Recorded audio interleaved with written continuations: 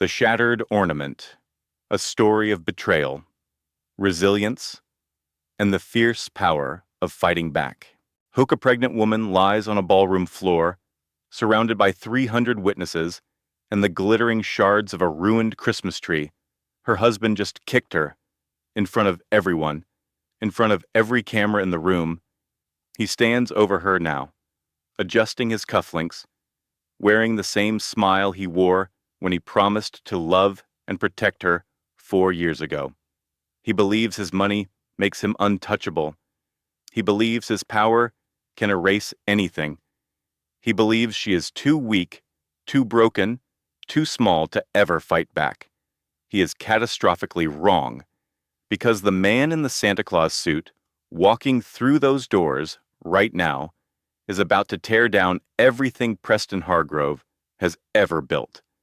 And the woman on the floor, the one he called weak, the one he thought he had destroyed, she is about to become the architect of his complete annihilation. What happens next will change everything you think you know about strength, about justice, and about what it means to rise from the ashes of your own destruction.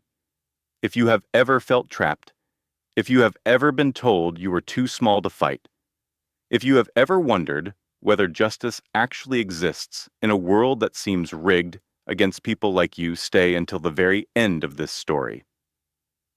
Because the truth is this: the people who underestimate you the most are often the first to fall when you finally decide to stand. Part 1. The Gilded Cage. Chapter 1. The Woman Who Learned to Disappear. There is a particular skill that survivors of abuse develop, a talent so subtle that most people never notice it happening. It is the art of erasure, the gradual, methodical process of making yourself smaller, quieter, less visible, until you occupy almost no space at all. Caroline Webb Hargrove had become a master of this art. She stood near the entrance of the Riviera Grand Hotel's legendary Christmas ballroom, one hand resting protectively on her 7-month pregnant belly, the other clutching a glass of sparkling water she had no intention of drinking. Her ice blue gown had been selected by Preston's personal stylist. Her hair had been arranged by his preferred salon. Her smile had been rehearsed in front of mirrors until it looked almost genuine. Anyone watching would have seen a woman who belonged in this world of crystal chandeliers and champagne towers. They would have seen the wife of one of the city's most powerful businessmen, radiant with pregnancy, elegant in designer silk. They would have been looking at a ghost. The ballroom sparkled with the kind of wealth that existed to be noticed. 300 guests in couture gowns and bespoke tuxedos mingled beneath a 12-foot Christmas tree dripping with ornaments that cost more than most people's monthly rent. The tree alone was worth a small fortune hand-blown glass from Italy, antique baubles from Vienna, lights imported from a specialty artisan in Switzerland who only made 50 sets per year. Caroline found her husband immediately.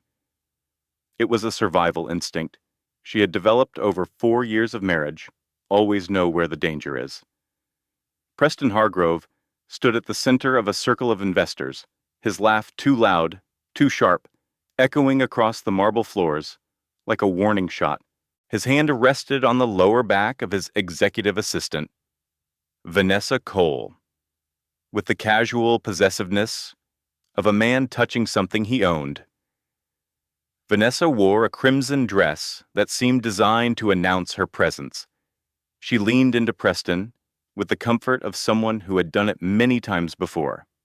In many private places, Caroline had stopped pretending she didn't see these things months ago. He's hosting this party, she reminded herself, practicing the internal narrative that had become her survival mechanism. He's allowed to mingle with his employees. It doesn't mean anything, but the lies she told herself had grown thin and tired, like fabric worn through from too much washing. She touched the clutch purse at her side, feeling the hard edge of her old law school ID card through the fabric. She carried it everywhere, now a talisman, a reminder of the woman she used to be before she traded her career, her identity, her entire self for this gilded prison. The first lesson Caroline would learn and would later teach others came from this moment. We don't lose ourselves all at once. We lose ourselves in tiny surrenders. A compromise here, a silence there, a piece of our identity handed over in exchange for peace, for approval, for the illusion of love. By the time we realize what's happened, we can barely remember who we were before. Preston finally noticed her standing by the entrance. His smile didn't reach his eyes as he excused himself from the group and walked toward her with the deliberate, measured stride of a man who owned every room he entered. His cologne arrived before he did that sharp, expensive scent that once meant safety and now only meant control.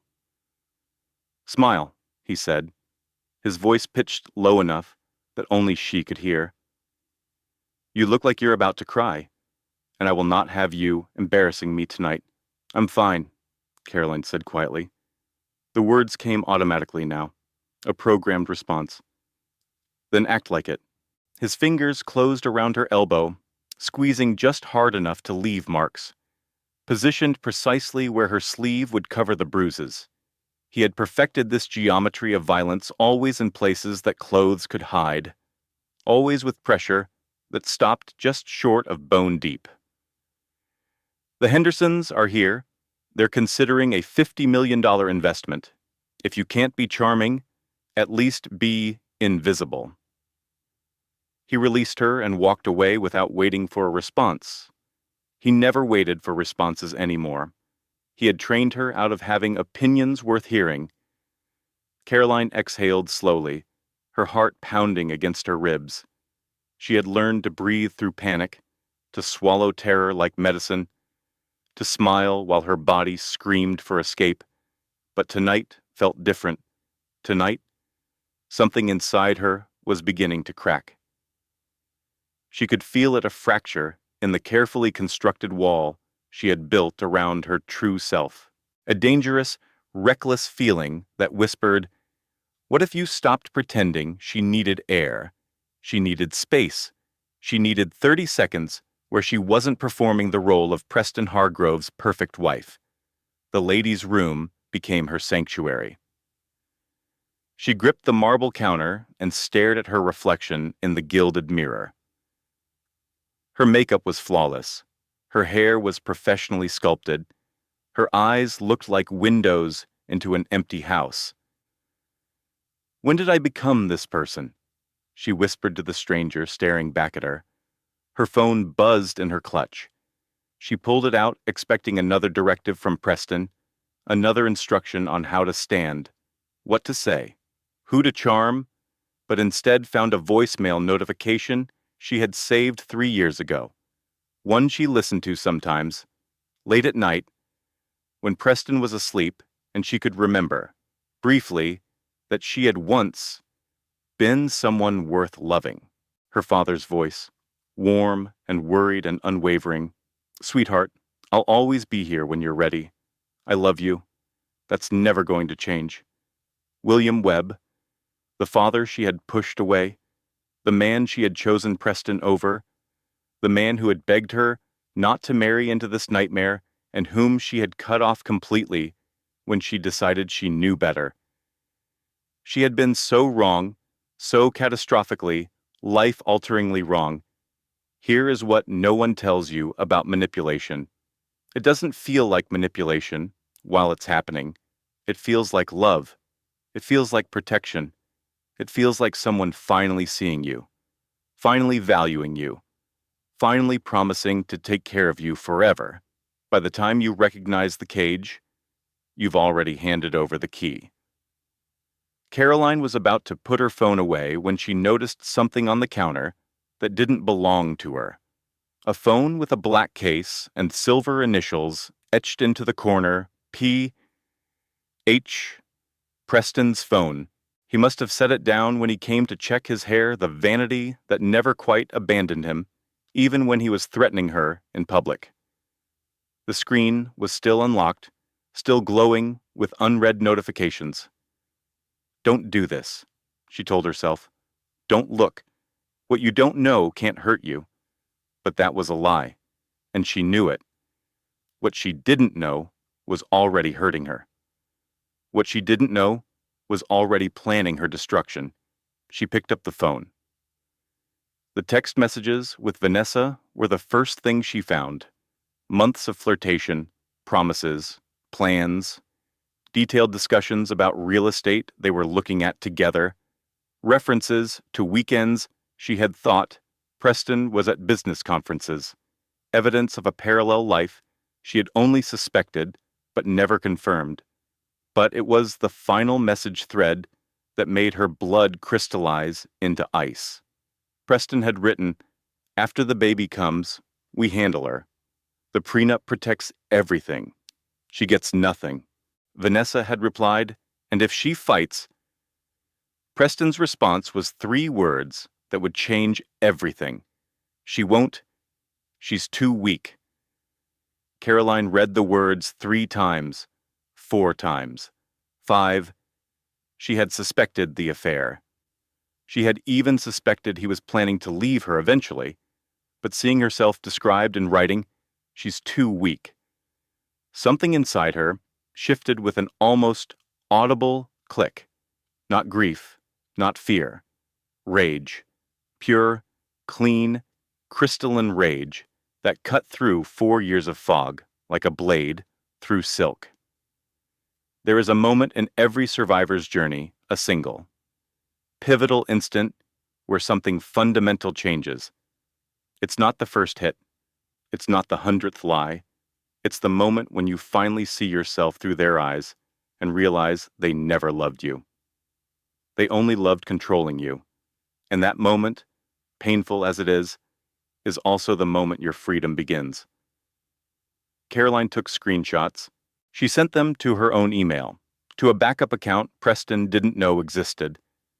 Then she deleted every trace of what she had done and placed his phone exactly where she found it. When she walked back into the ballroom, her face was perfectly composed. Her smile was flawless. Her spine was steel. Preston caught her eye from across the room and beckoned her over with an impatient gesture. The Hendersons wanted to meet his charming wife. Caroline walked toward him with measured steps, her posture perfect, her heart beating a battle drum that only she could hear. He thought she was weak. He thought she would fold quietly and disappear into whatever future he had planned for her.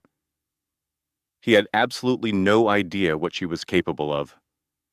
But he was about to find out. Acts Chapter 2. The Breaking. The confrontation happened faster than Caroline expected. She had planned to wait to gather evidence, to consult lawyers, to build an unassailable case before she revealed her hand.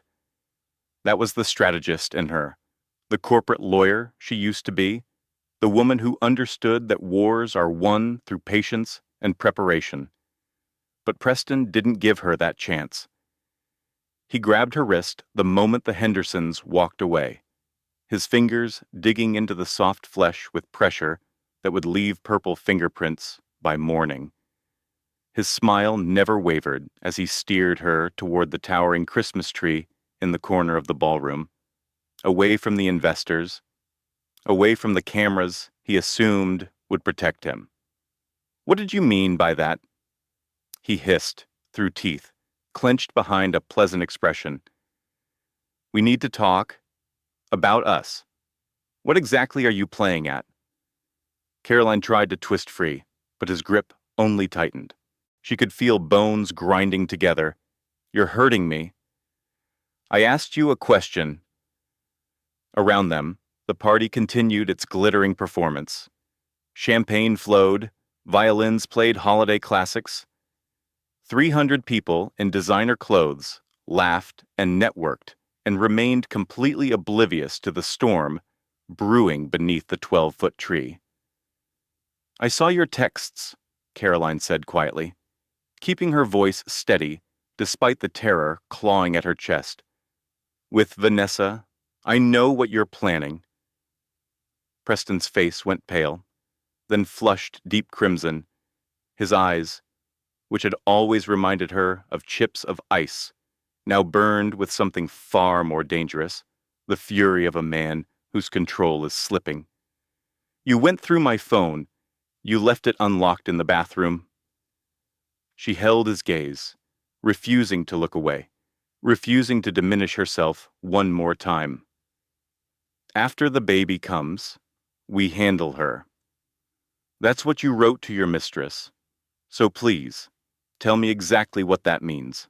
From across the room, Vanessa was watching. Her crimson dress caught the light as she raised her champagne glass in a mocking salute. Her lips curved into a smile that made Caroline's stomach turn with fury, and something closer to pity. Preston saw the direction of Caroline's gaze, and something in him snapped. The mask he wore so carefully, in public, the charming businessman, the devoted husband, the pillar of the community cracked and fell away, like plaster from a condemned building. You ungrateful, he started, his voice rising beyond a whisper. Lower your voice, Caroline said. People are watching. Let them watch. What happened next would replay in Caroline's nightmares for years to come. Every detail burned into her memory with terrible clarity, the way the chandeliers caught the light. The smell of pine and champagne and expensive perfume. The exact pattern of the marble floor beneath her feet. Preston's foot came up in a swift, brutal arc.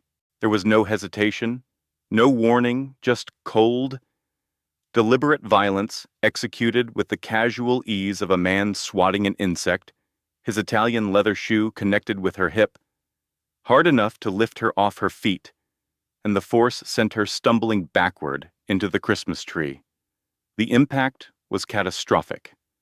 Glass ornaments exploded against the marble floor, shattering into fragments of red and gold that scattered like drops of blood.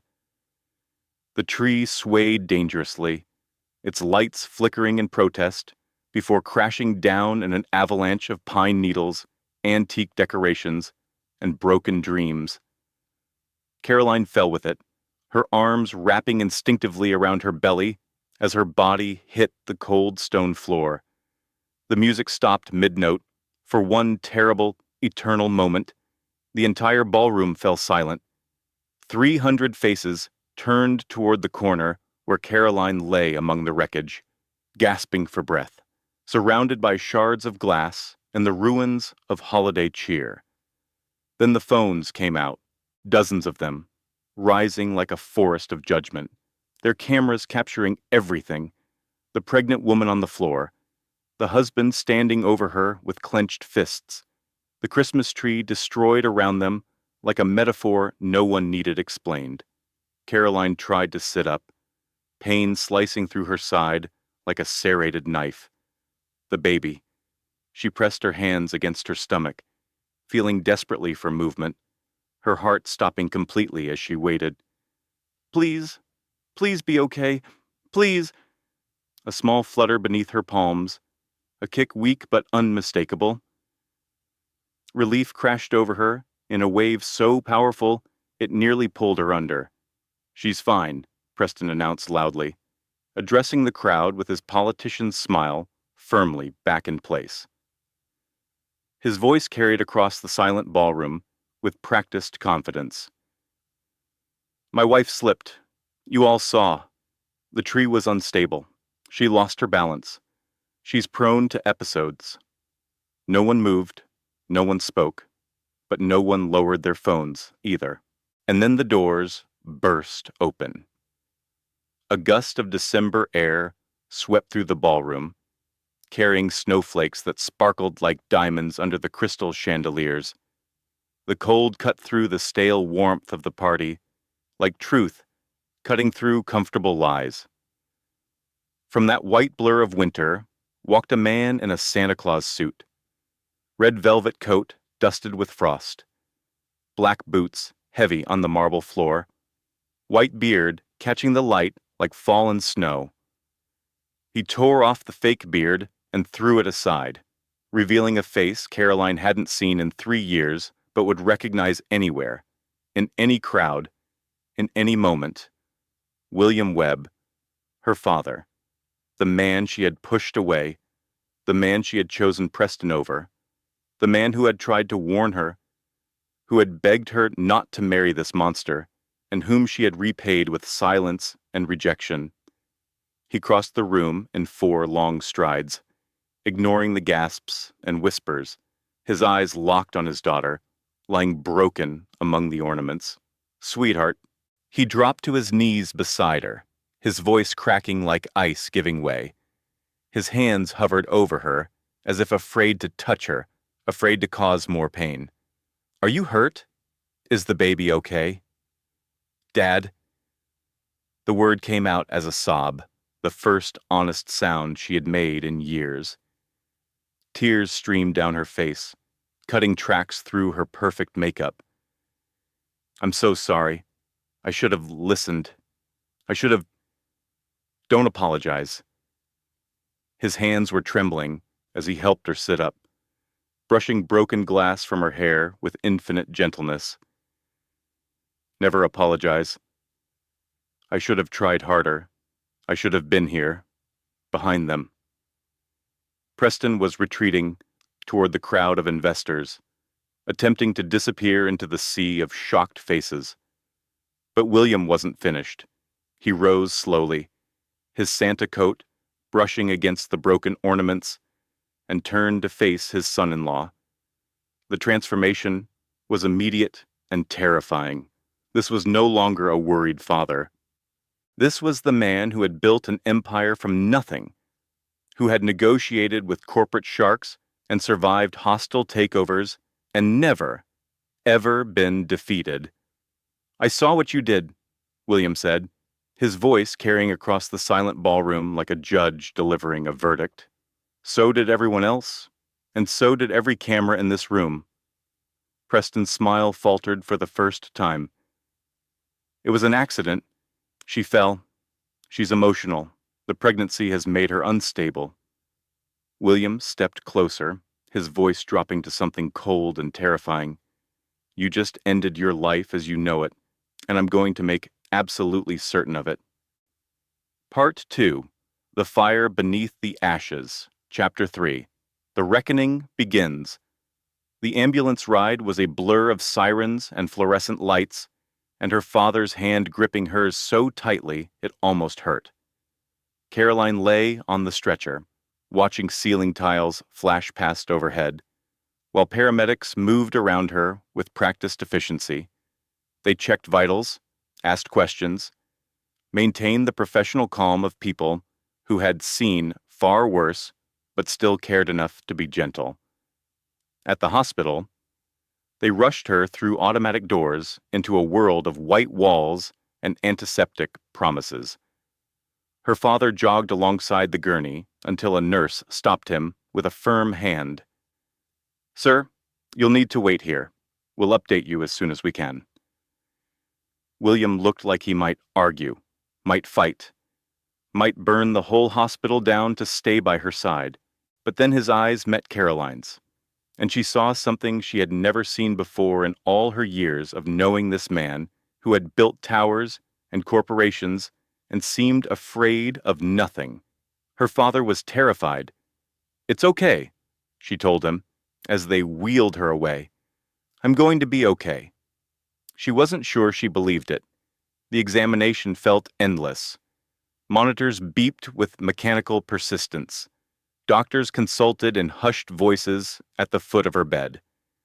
A technician ran an ultrasound wand across her belly while Caroline held her breath, searching the grainy screen for signs of life, her entire existence compressed into a single question: "Is my baby alive?" Then she heard it. A heartbeat, fast and strong, and impossibly beautiful. "The baby's vitals are stable," the attending physician finally announced, her face cautious but kind. "We want to keep you overnight for observation, but so far, Everything looks good. You're very fortunate, Mrs. Hargrove. Fortunate. The word tasted bitter in her mouth. She had been kicked to the ground by her husband in front of 300 witnesses. Fortunate seemed like a cruel joke. Thank you, she said instead. Thank you for taking care of us. When her father finally entered the room, he looked older than she remembered, as if the past few hours had aged him a decade. The Santa suit was gone, replaced by a borrowed hospital scrub top over his dress pants. His gray hair was disheveled, his eyes red-rimmed, his shoulders slumped with a weight that looked like guilt. I should have tried harder, he said quietly, sinking into the chair beside her bed. After you stopped returning my calls, after you told me you never wanted to see me again. I should have shown up anyway. I should have broken down the door. Caroline shook her head against the thin hospital pillow. I pushed you away. I chose him over you. I said terrible things. You were in love. William took her hand, his grip warm and steady. That's what love does. It blinds us to what we don't want to see. I don't blame you. I never blamed you. There is a particular cruelty in the way abusers isolate their victims. They don't just separate you from the people who love you, they make you believe you chose that separation yourself. They make you feel responsible for your own imprisonment. And when you finally escape, the guilt of what you did to survive can be almost as painful as what was done to you. For a moment, neither of them spoke. The steady beeping of the fetal monitor filled the silence, a constant reminder that despite everything, life persisted. How did you know to come tonight? Caroline finally asked. How did you know to be there? William's jaw tightened. I've had someone watching you for 2 years, not following you, not spying, just checking in, making sure you were safe. When they told me about the party, when they told me Preston had been drinking and arguing with investors all day, I had a bad feeling. So, you dressed as Santa. He almost smiled, a brief flicker of warmth across his worried face. I was supposed to make a grand entrance at midnight, surprise the guests, hand out gifts, spread some holiday cheer. Your husband hired me. Actually, through a charity I support. He never knew who was behind the beard. Carolyn felt tears prick her eyes again. You were there the whole time. In the back, waiting, watching. William's voice broke.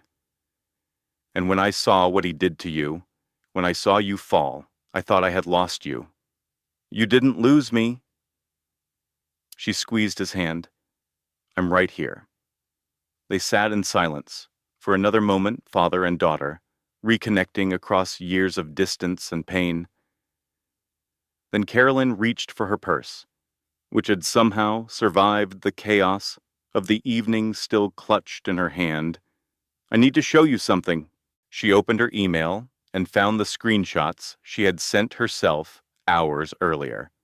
Preston's texts with Vanessa. The plans to handle her after the baby was born. The cold calculation of a man planning to discard his wife like a broken tool that had outlived its usefulness. William read them in silence, his expression shifting from shock to disgust to something harder, something dangerous. He was going to take everything from you, he said finally. The baby, the money, your reputation.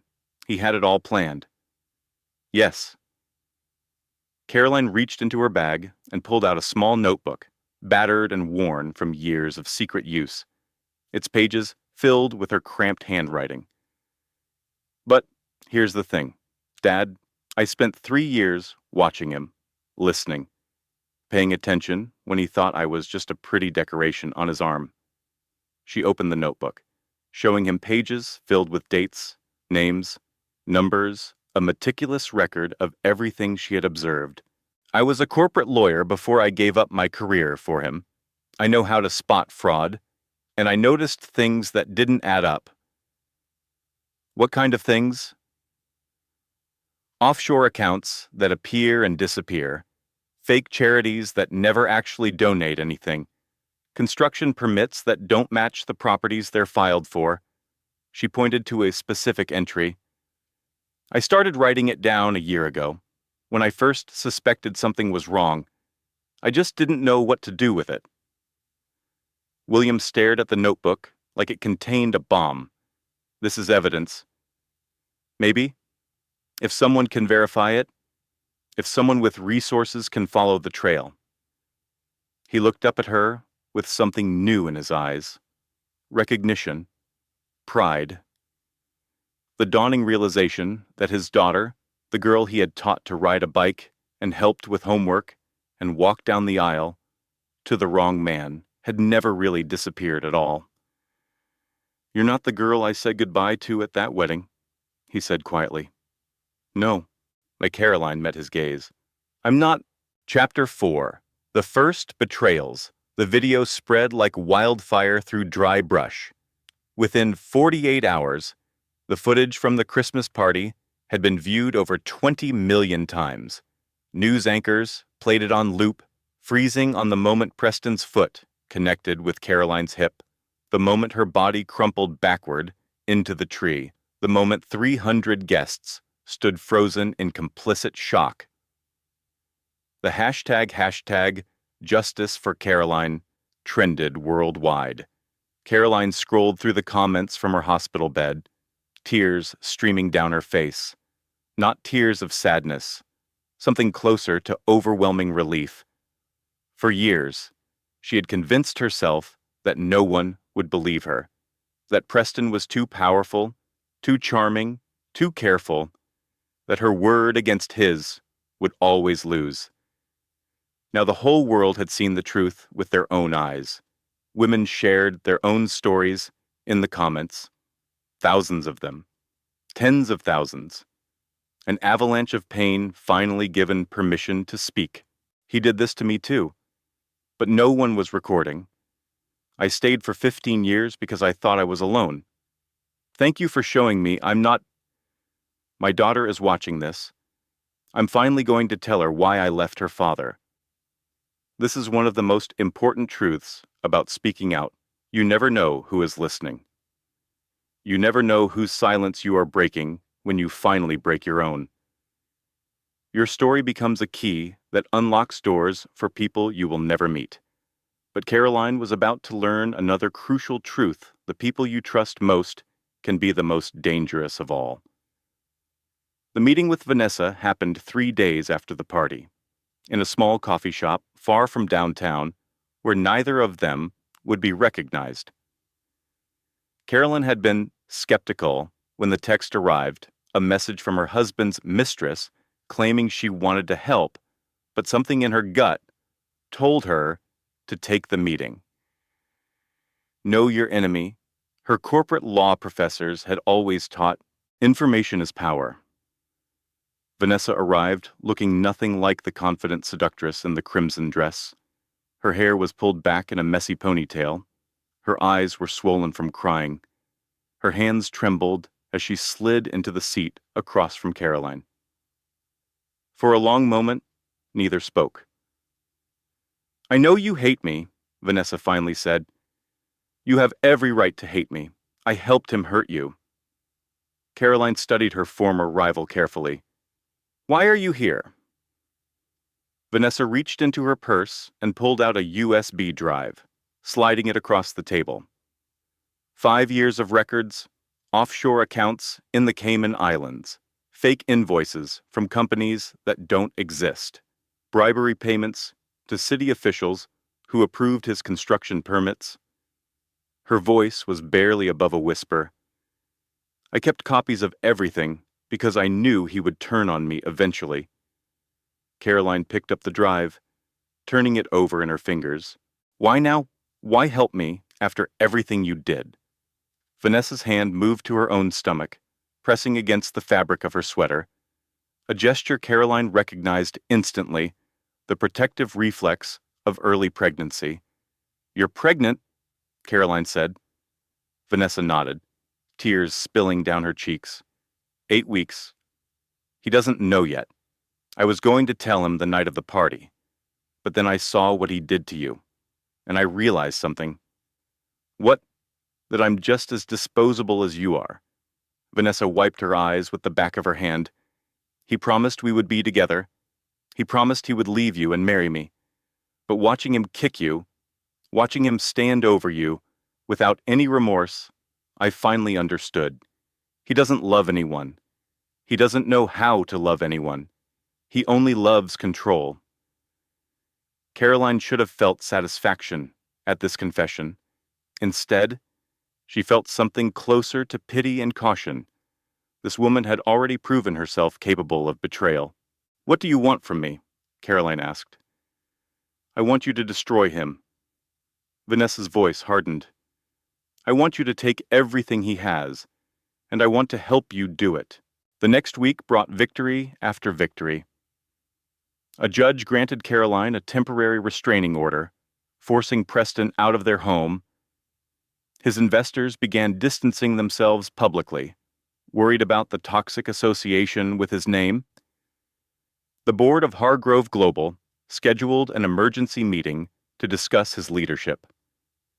Williams' forensic accountants worked around the clock to verify Vanessa's files. After 3 days of analysis, they delivered their verdict. "It's real," William told Caroline during a late-night strategy session in her hospital room. "All of it. The fraud is massive. We're talking about over $80 million, hidden across dozens of shell companies and fake charities." Caroline allowed herself to feel hope for the first time in years. Her mother, Dorothy, arrived that same week, flying in from their family home upstate. She brought homemade soup in mason jars and the quiet comfort that only mothers can provide, the kind of love that doesn't ask questions or demand explanations, that simply shows up and holds space for healing. "Your father never stopped worrying about you," Dorothy said, smoothing Caroline's hair the way she had when Caroline was a child, waking from nightmares. "He checked on you every week. He just didn't know how to reach you without pushing you further away." "I was so stubborn," Caroline whispered. "You were in love with the wrong man." Her mother's eyes were gentle but knowing. "That doesn't make you stupid, sweetheart. It makes you human. We've all been blinded by love at some point. Here is what no one tells you about healing. It doesn't happen in a straight line. You don't simply move from broken to whole in a predictable progression. Some days, you feel strong enough to conquer the world.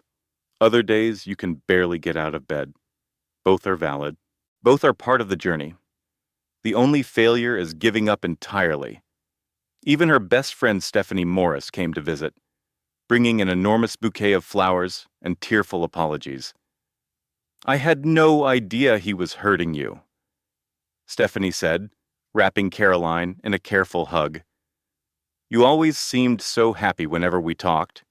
You never said anything." "I was very good at pretending," Caroline admitted. "I convinced myself that if I was just better, just quieter, just more perfect, he would stop." "That's not how it works," Stephanie said softly. "You know that now." "Right," Caroline nodded. "I know." That night, after everyone had gone home, Caroline sat in the nursery she had been preparing for months. The walls were painted a soft sage green. A white crib stood in the corner, already assembled and waiting for its tiny occupant. Her baby kicked gently beneath her hand. "We're safe now," she whispered to her son. "We're going to be okay, I promise." She didn't see Stephanie in the guest room down the hall, sitting on the edge of the bed with her phone pressed to her ear.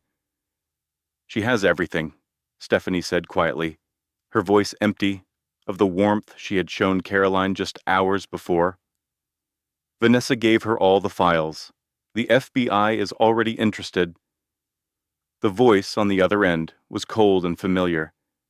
"Keep watching. Report everything she does. I'll handle the rest." Stephanie ended the call and deleted it from her history. Then she walked back to the living room with a warm smile on her face, ready to comfort her dear friend through this difficult time. Part 3: The Empire Strikes Back.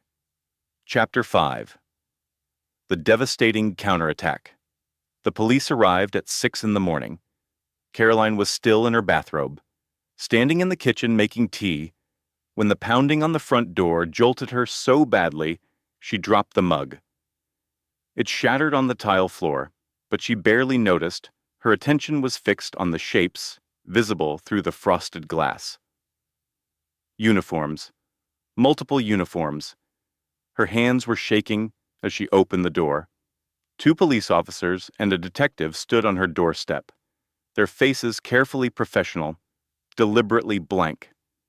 Behind them, a patrol car sat in the driveway, with its lights flashing in the early morning darkness. "Mrs. Hargrove," the detective said, flashing his badge. "We have a warrant to search these premises. You need to come with us for questioning." Questioning about what? Caroline's voice came out higher than she intended, sharp with disbelief. "My husband assaulted me. He kicked me in front of 300 people. Why are you at my door?" The detective's expression didn't change.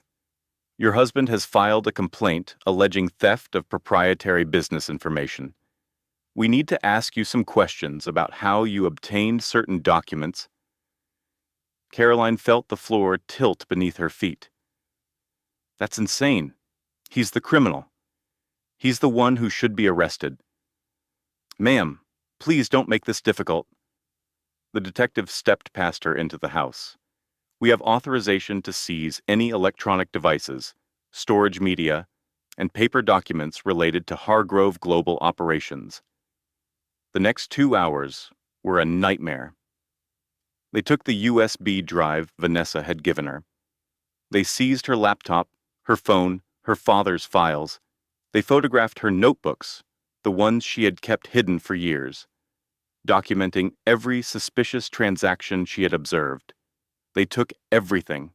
By noon, Caroline was sitting in an interrogation room at the police station, her lawyer Rebecca Thornton beside her. While the detective asked the same questions over and over. "How did you obtain these files? Who gave them to you? Did you threaten or coerce anyone to provide this information?" "I already told you," Caroline repeated, exhaustion and frustration wearing at her patience. "Vanessa Cole came to me voluntarily. She wanted to help expose her employer's crimes." The detective leaned back in his chair, his expression skeptical. "That's not what she says." Caroline's stomach dropped through the floor. "What do you mean?" Rebecca held up a hand before Caroline could say anything else. "My client isn't answering any more questions. I need to see whatever statement you have from this Vanessa Cole." The detective slid a document across the table. An affidavit, signed and notarized. With Vanessa's name at the bottom, Caroline read it with mounting horror. According to the document, Caroline had threatened to expose Vanessa's affair unless she helped frame Preston. Caroline had coerced her into stealing confidential documents. Caroline had manipulated federal investigators with fabricated evidence. Every word was a lie, and every word was devastating. "She flipped," Rebecca said grimly after they finally released Caroline that evening. "Preston bought her off. She's living in one of his properties now, with round-the-clock security. She's not talking to anyone." "But the files are real," Caroline insisted, her voice cracking. "The fraud is real. How can they ignore that?" "They're not ignoring it, but if the court throws out how you obtain the evidence, it doesn't matter how real it is. Preston's lawyers are arguing fruit of the poisonous tree that everything derived from illegally obtained documents should be inadmissible. Carolyn sank onto a bench outside the police station, her head in her hands. It was all for nothing. This is when most people give up, when the system that's supposed to protect them turns against them instead, when every avenue of escape seems blocked, when the monster they're fighting has more resources, more connections, more power than they could ever hope to match. This is when most people decide it's easier to surrender than to keep fighting a war they can't win. But Caroline wasn't most people, not anymore. Chapter 6. The Complete Destruction Within Hours. Preston's counterattack was in full swing. His PR team flooded the media with a new narrative, one carefully crafted to destroy everything Caroline had built. Desperate wife fabricates abuse, claims to steal from husband during bitter divorce. The headlines screamed. Medical experts appeared on cable news programs, analyzing the video frame by frame, claiming that the kick couldn't have caused serious injury. They pointed to the angle, the force, the way Caroline had fallen. "It looks worse than it was," one doctor said confidently. This was clearly exaggerated for the cameras. Old colleagues were quoted in articles, painting Caroline as emotionally volatile, unstable, prone to dramatic outbursts. She always had a temper. A former coworker said anonymously, "I'm not surprised this marriage ended badly." Her therapy records somehow found their way onto gossip websites, sessions where she had discussed her anxiety, her fears, her occasional dark thoughts during the worst days of her marriage, all of it twisted to make her look dangerous, unhinged, unfit for motherhood. This is how abusers weaponize institutions. They don't just attack you directly, they corrupt everything around you.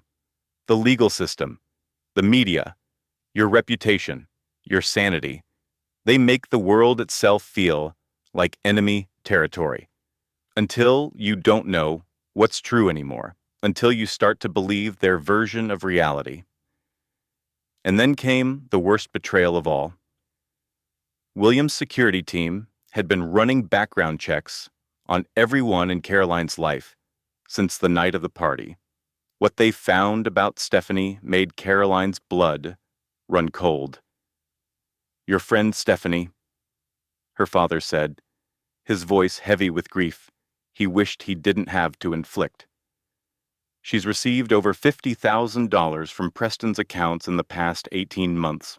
Monthly payments, always in cash, deposited into a separate account under her maiden name." Caroline stared at him. "That's not possible." "I'm sorry, sweetheart." He pulled up the bank records on his laptop. "She's been reporting to him since before your wedding. Every secret, every fear, every plan you shared with her, he knew about all of it." Caroline picked up her phone and dialed Stephanie's number with fingers that felt like they belonged to someone else. She answered on the second ring, her voice warm and concerned. "Hey, honey, how are you feeling?" "How long?" Caroline's voice was ice, a pause. "What do you mean? How long have you been working for him?" The silence stretched for an eternity.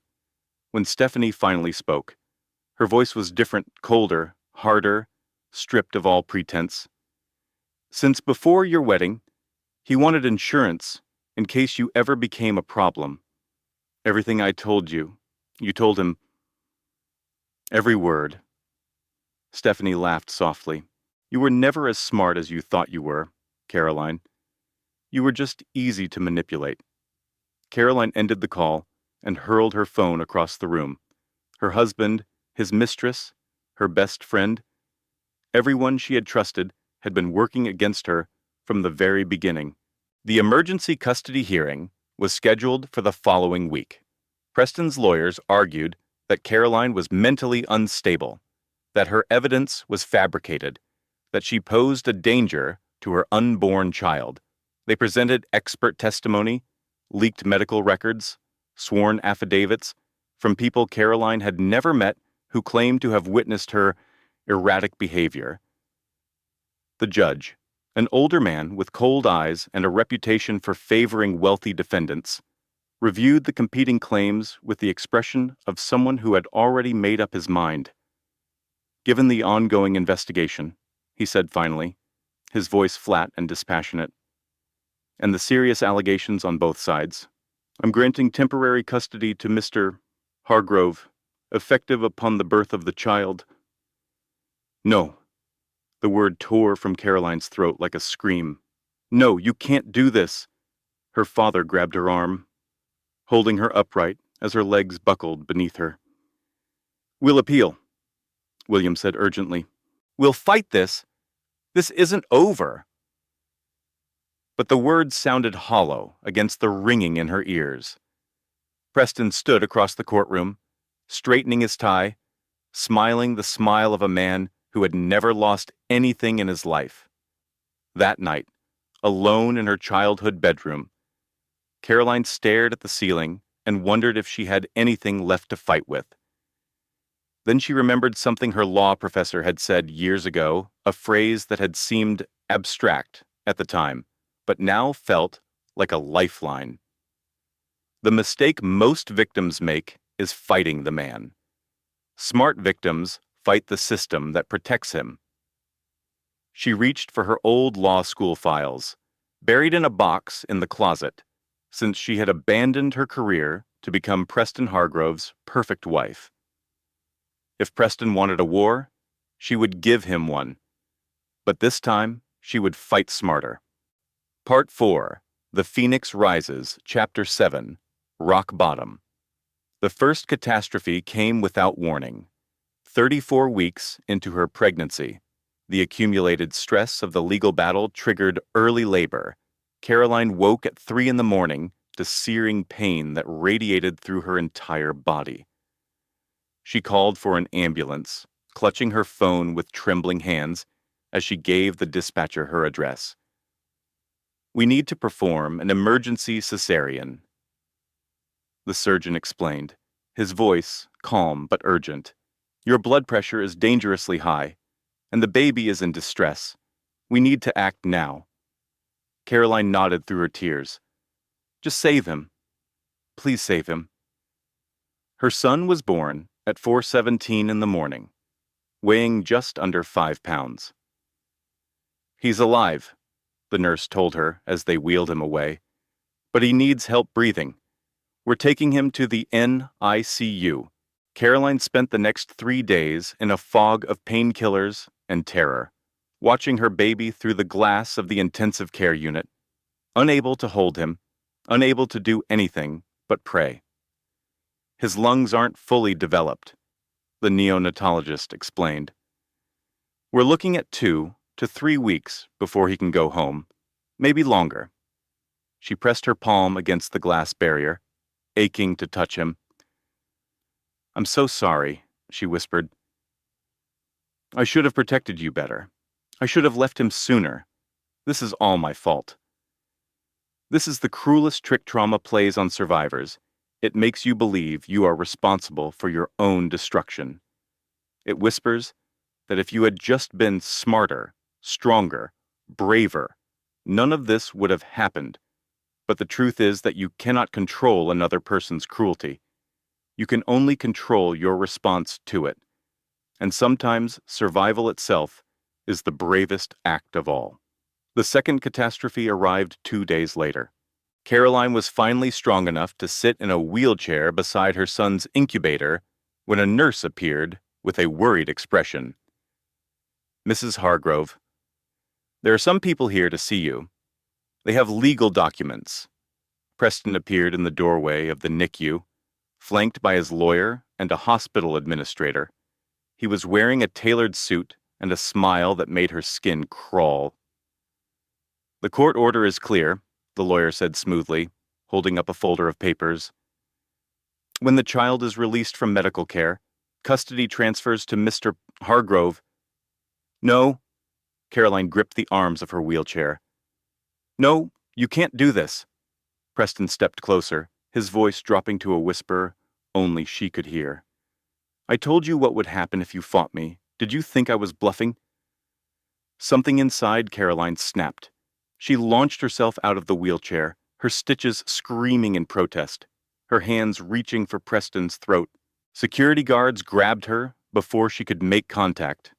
They held her back while Preston watched with that infuriating, satisfied smile. You see, he said loudly, addressing the guards and nurses, unstable, violent, just like I told the judge. They escorted him out while Caroline collapsed against the glass of the incubator. Sobbing, the third catastrophe hit her father. Preston's allies launched a coordinated attack on web construction. Major contracts suddenly came under review. Suppliers demanded early payment on outstanding invoices. 3 board members resigned without explanation. The company's stock price dropped 40% in a single week. He's trying to bankrupt me, William said during a late-night phone call, his voice exhausted in a way Caroline had never heard before. If I can't fund your legal defense, if I can't pay the attorneys, you'll have nothing left. Dad, I never meant for this to happen. You didn't do this. He did. William paused. I would burn every dollar I have before I let him take my grandson, but I'm running out of dollars to burn. Caroline sat in the hospital chapel that night, alone in the darkness except for a single candle flickering on the altar. Have you ever felt like everything was falling apart at once, like no matter what you did, you couldn't stop the walls from closing in, that moment when you've lost almost everything? When hope feels like a cruel joke, that's when you discover who you really are, not in victory, in defeat, in the ashes of everything you thought you were building. She spent the next 3 nights researching in the hospital waiting room, her laptop balanced on her knees, while her son fought for his life 20 feet away. Vanessa's files had been seized, but Caroline remembered something from her days as a corporate lawyer. The obvious evidence is rarely the real story. Preston had let Vanessa take those files because they were damaging but survivable. The real fraud would be buried deeper, with someone Preston trusted completely. She started making calls to old contacts from her law school days, former classmates who now worked in federal agencies, prosecutors who remembered her as the promising young attorney she had been before she threw it all away. One name kept coming up, Gregory Hartwell Preston's chief financial officer, the man who signed off on every transaction, who knew where every dollar went. If anyone had access to the real evidence, it would be him. And Caroline remembered something else. Gregory had a weakness, an affair with her former paralegal, a woman named Jessica, who still owed Caroline a favor. She picked up her phone and started typing a message. The game was about to change. Chapter 8. The Sting. The meeting with the federal prosecutor happened in a secure conference room on the 14th floor of the federal building downtown. Caroline arrived with her lawyer, Rebecca, carrying a binder full of notes she had compiled over sleepless nights in the hospital waiting room. Her hands were steady as she walked through the metal detectors. But inside, her heart was pounding with a mixture of fear and desperate hope. This was her last chance. If this didn't work, she would lose everything. The prosecutor, a sharp-eyed woman named Margaret Foster, sat across the conference table with the skeptical gaze of someone who had heard too many stories from too many desperate people. Mrs. Hargrove, Margaret began, I want to be direct with you. Your credibility is compromised. Your husband has accused you of theft. His mistress has signed an affidavit testifying against you. Half the media thinks you're a vindictive wife trying to steal from a successful businessman. She leaned forward. So tell me, why should we trust anything you say? Caroline had expected this. She had prepared for it. Because I'm not giving you evidence I stole, she said calmly, pushing the binder across the table. I'm giving you a roadmap to evidence you can obtain legally. Margaret raised an eyebrow but didn't touch the binder. Explain. Caroline took a breath. Organizing her thoughts the way she used to before presenting cases in court. It felt strange to use those skills again after so many years, but also right. Like picking up a tool that still fit perfectly in her hand. Vanessa Cole's files were a decoy, she began. Preston let her take those documents because they're damaging but survivable. A few million in offshore accounts. Some questionable invoices enough to create a scandal, but not enough to bring down the empire. Go on? The real fraud is in the municipal construction contracts. Over the past 5 years, Hargrove Global has been awarded over $200 million in city contracts. Permits that should have taken months were approved in weeks. Inspections that should have failed passed without question. Caroline's voice gained confidence as she spoke. Someone was being paid, and the money trail is hidden in places Vanessa never had access to. Margaret's expression shifted, less skeptical now, more interested. And where exactly is this evidence hidden? With Gregory Hartwell, Preston's chief financial officer, he signs off on every transaction. He knows where every dollar goes. If anyone has access to the real books, it's him. Margaret consulted with her assistants. Gregory Hartwell has been on our radar for some time, but we've never been able to get close to him. He's extremely careful. He has a weakness. Caroline pulled out a photograph. A woman named Jessica Brennan. She used to work for me as a paralegal. For the past 2 years, she's been having an affair with Gregory. She trusts me. Margaret studied the photograph, then looked back at Caroline with new respect. You want to help us set up a sting operation? I want to save my son. Caroline held her gaze without flinching.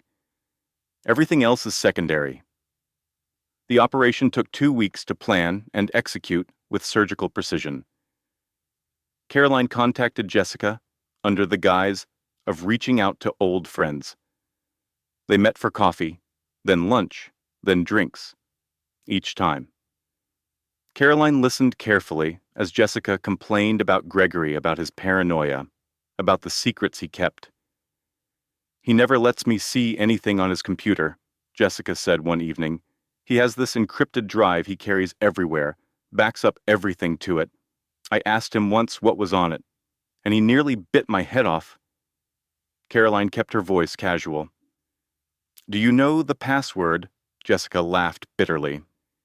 He uses his mother's birthday for everything. The man's not as smart as he thinks he is. The night of the operation, Caroline waited in a hotel room 2 floors below Gregory's suite. Her hands were shaking despite her best efforts to stay calm. A federal technician sat beside her, laptop open, equipment ready. At 11:47 p.m., her phone buzzed, a text from Jessica. He's in the shower, laptop's on the desk. You have 10 minutes. Caroline and the technician moved quickly, down the hallway, into the service elevator, up 2 floors. The technician used a cloned key card to open the door. The room was dark except for the glow of the laptop screen. They could hear water running in the bathroom. Steam curled under the door. 4 minutes to copy the drive. 3 minutes to verify the files. 2 minutes to get out.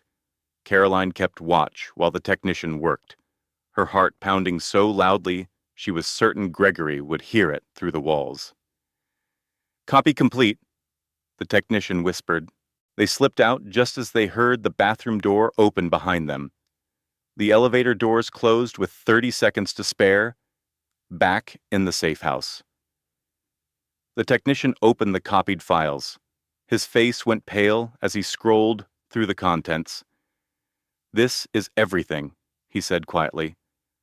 "Forged permits, bribery records, money laundering through fake charities, payments to city officials going back 7 years." He looked up at Caroline. "This is enough to bring down the entire company." Caroline stared at the screen, at the evidence she had risked everything to obtain. She closed her eyes and let out a breath she felt like she had been holding for months. For the first time since that terrible Christmas night, she allowed herself to believe she might actually win. Part 5, Justice Served, Chapter 9. The Reckoning. The FBI raid happened at dawn. Caroline watched from a parked car across the street as federal agents swarmed the headquarters of Hargrove Global. Black SUVs lined the entire block. Agents in navy jackets moved with military precision, carrying out boxes of documents while stunned employees gathered on the sidewalk in their business attire. Her father sat beside her, his hand covering hers. "You did this," William said quietly. "You brought him down." "We did this," Caroline corrected. "All of us." Simultaneous raids hit Gregory Hartwell's home, the offshore accountant's office, and 3 separate properties linked to Preston's network of shell companies. At 6:23 in the morning, agents arrived at Preston's penthouse with an arrest warrant. Caroline had asked to be there.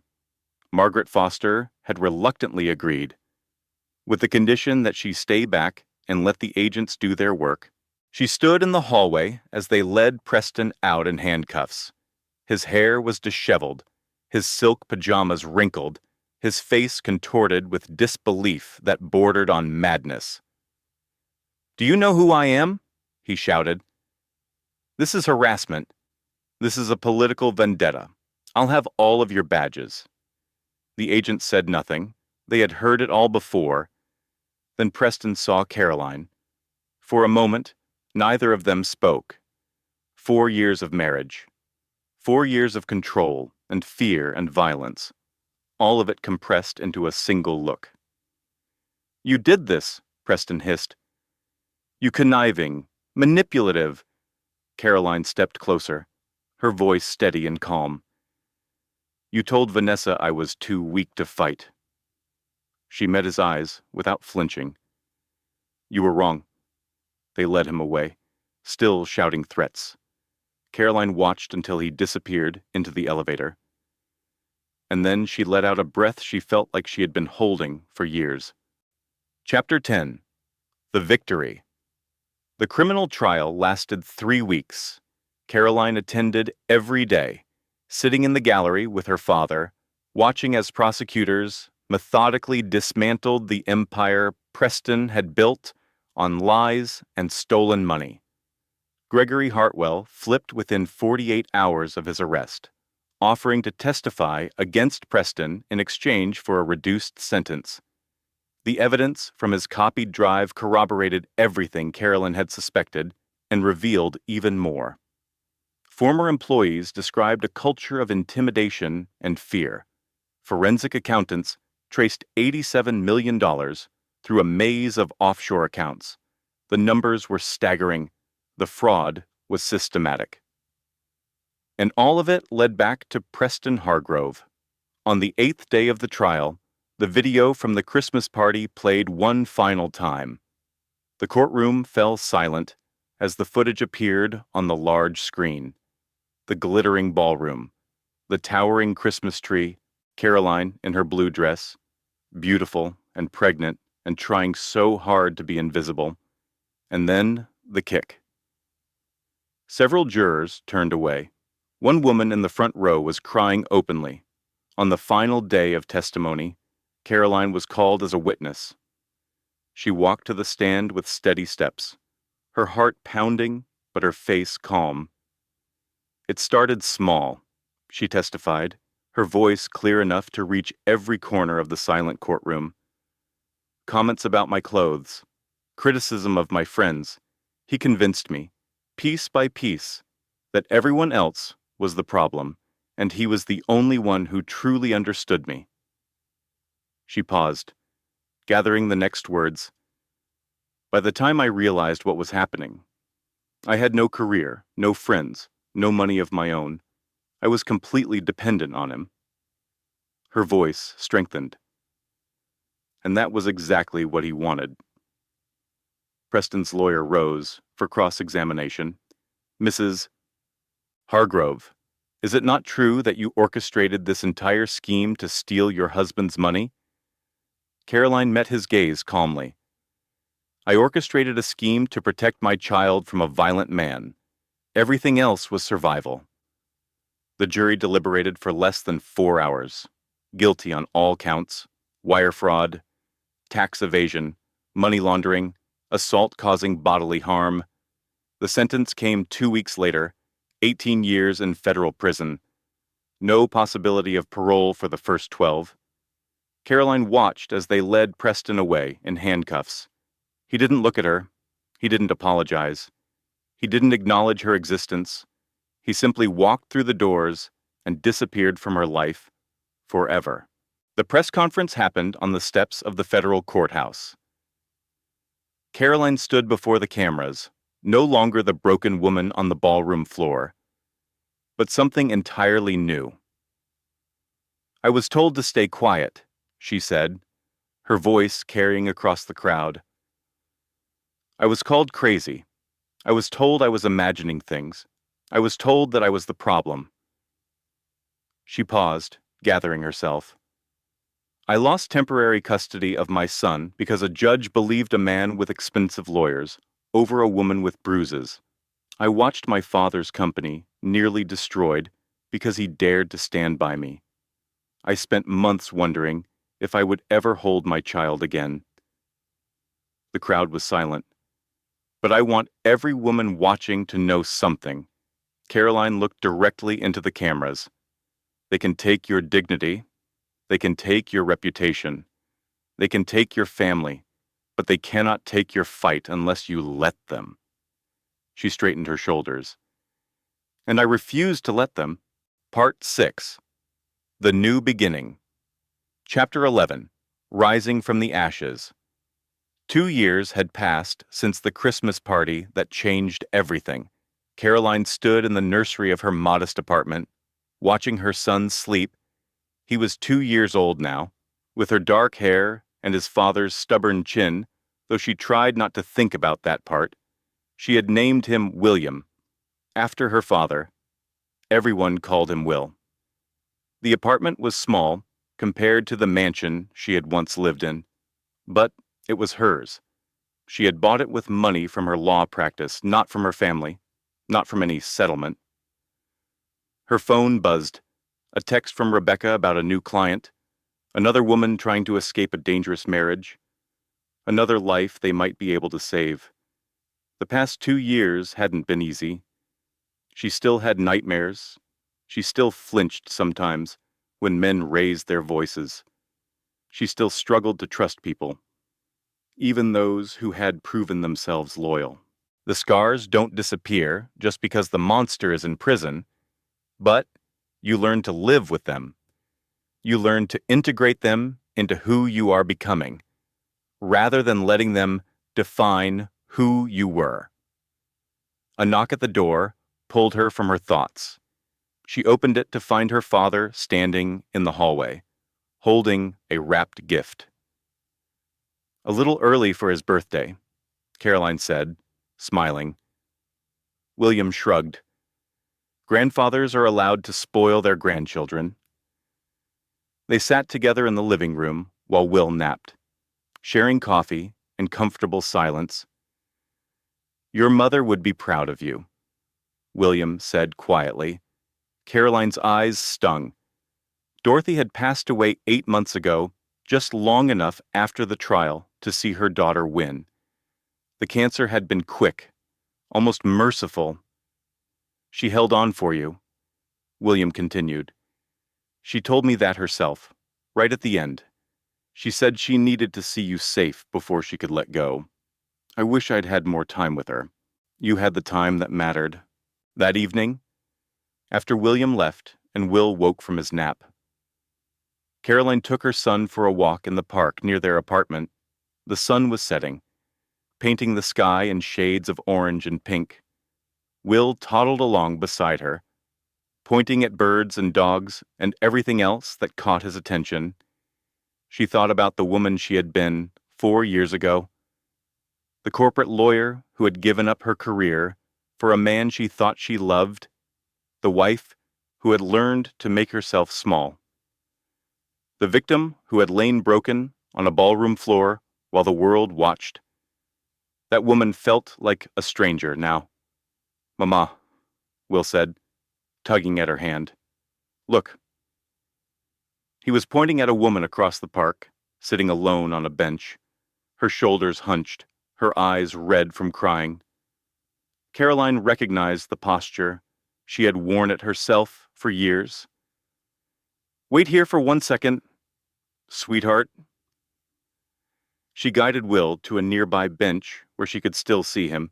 Then she walked over to the woman. "Are you okay?" Caroline asked gently. The woman looked up, startled. "I'm sorry. I don't know why I'm crying. I should just go home." Caroline sat down beside her. "I used to say that too," she said quietly. "I should just go home. Back to the person who made me feel this way, because I thought there was nowhere else to go." The woman stared at her. "But there is always somewhere else," Caroline continued. "There is always a way out. Sometimes you just need help finding it." She reached into her bag and pulled out a business card, Webb Thornton Law, Advocacy for Domestic Abuse Survivors. "If you ever need someone to talk to," she said, "call this number, day or night." The woman took the card with trembling hands. "Thank you," she whispered. Caroline nodded and walked back to her son. As they headed home, Will's small hand in hers, she thought about the road that had brought her here, the pain, the betrayal, the moments when she had wanted to give up, but she hadn't given up.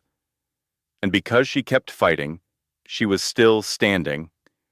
"Mama okay?" Will asked, looking up at her. Caroline smiled down at him. "Yes, baby," she said. "Mama is okay." The sun disappeared behind the buildings, and the streetlights flickered on one by one. And Caroline Webb walked forward into a future she had built with her own hands. Leaving the shadows behind her at last, the lessons from this story. What can we take away from Caroline's journey? 1. We lose ourselves gradually, but we can rebuild ourselves deliberately. Caroline didn't become a victim overnight. She gave away pieces of herself through small compromises, through silences, through choosing peace over truth. But just as destruction happens incrementally, so does reconstruction. Every small act of courage, every moment of choosing yourself, every time you refuse to shrink, these add up to transformation. 2. The people who underestimate you are often the first to fall. Preston's greatest mistake was believing Caroline was weak simply because she had been silent. Silence is not weakness. Sometimes it is survival. And sometimes the person you've dismissed as powerless is gathering evidence, making connections, and building the case that will destroy you. 3. Betrayal reveals who people really are, including yourself. When Vanessa flipped and Stephanie was exposed, Caroline faced a terrible truth: she had been surrounded by enemies disguised as friends. But she also discovered something about herself. She was not the naive woman who trusted blindly anymore. She was someone who could face the worst truths and keep fighting. 4. The system isn't always just, but it can be used justly. Preston had money, lawyers, connections, and power.